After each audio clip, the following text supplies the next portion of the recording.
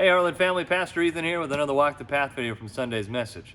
This week we talked about 1 Corinthians chapter 8, the chapter on food sacrifice to idols and people with weak consciences, and what do you do when you give things up for the sake of someone's weak conscience, things like that. And just thinking about that, I had a few people asking me, well, what do you do if someone has a weak conscience about everything and then you can't do anything around them?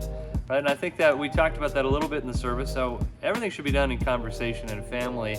And in church, we should be talking to one another, right? And if there is someone with a weak conscience and they say, well, I don't agree with this, and you can say, well, can you tell me why you don't agree with that? What is it about that? And let's talk about it. What does the scripture say about it, right? So we can reason together. I think that's one aspect of that. And another part of what we talked about I think is really important is Pastor Cody and I were talking. He brought up a great thing that I'm just going to steal straight from him. So knowledge puffs up, but love builds up. If anyone thinks he knows anything, he does not yet know as he ought to know it. But if anyone loves God, he is known by God.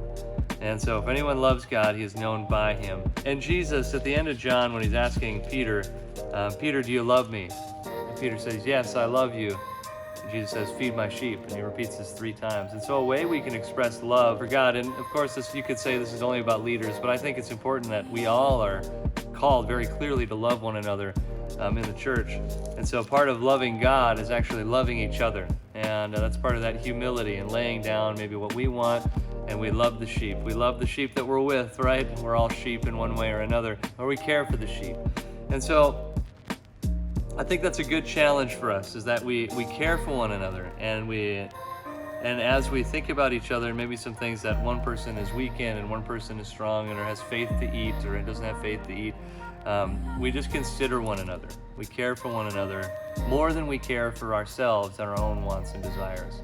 That's really tough, but we can do it. And if we do that, that's just one more step on the way to becoming that pure and spotless bride of Christ in his church. So with that, we love you guys, and I hope you have a great week. We'll see you this upcoming Sunday as we talk about 1 Corinthians chapter 9.